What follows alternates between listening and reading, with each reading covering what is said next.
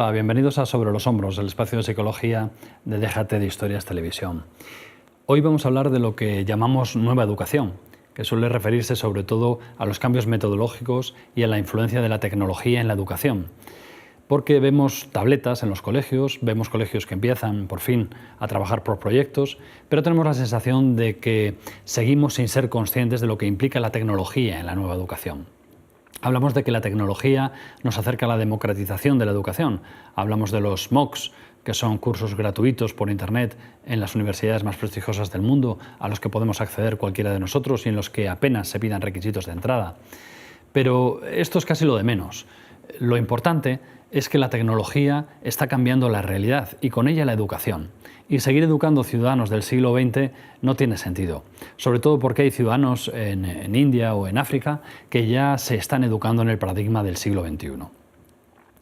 Siempre hemos sido individuos sociales, individuos conectados. Incluso hasta hace muy poco el grupo ha estado por encima del individuo. Debemos recordar el peso de los totalitarismos hasta hace apenas 40 años en Europa, porque seguimos estando cargados de estatalismo y pensando que alguien nos debe decir qué tenemos que hacer. Parece que no hemos abandonado el vivan las cadenas de principios del siglo XIX. En los últimos tiempos surge en contraposición una idea más liberal, más humanista, en la que el individuo es el centro, y ahora, en los últimos años, surge la posibilidad de congeniar ambas ideas, porque nunca como ahora se ha desarrollado la conectividad que nos aporta la tecnología. La tecnología y, en particular, las redes sociales pueden ser la conjunción de poner el centro o poner en el centro al individuo y estar conectados al grupo al mismo tiempo.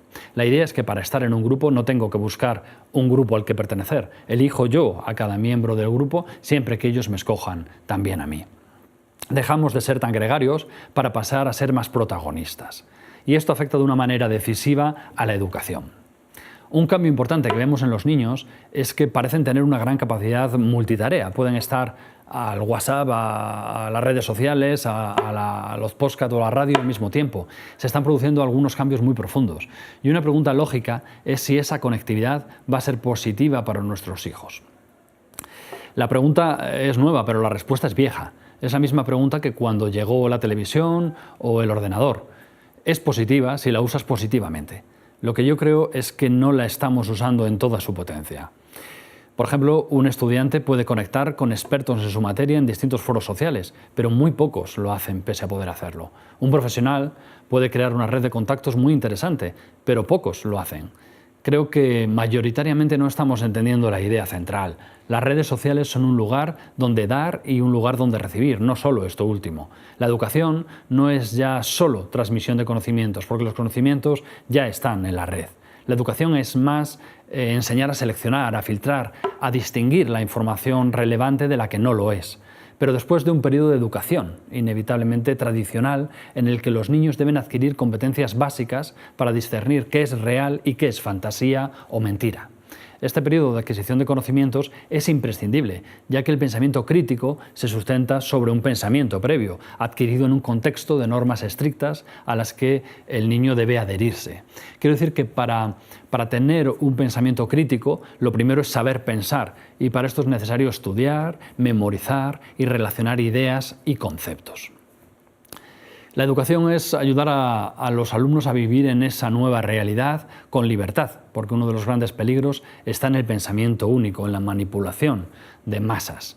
Debemos centrarnos en qué necesita un niño para ponerse delante de esa realidad y poder manejarse en libertad, para aprovechar la enorme potencialidad de conocimientos y de conectividad que ofrece la nueva realidad. Y para eso debemos cambiar la educación, sabiendo que ya hay quien está en la educación del siglo XXI y quien se está quedando en el siglo XX. Debemos hacer cambios de calado, pero en positivo. Si lo hacemos pronto estaremos delante. Si esperamos, nos quedaremos atrás como país, como en tantas otras ocasiones, en tantos otros momentos de la historia. Pero en esta ocasión no será por las materias primas o por la tecnología, sino porque no quisimos subirnos a tiempo al tren del cambio educativo.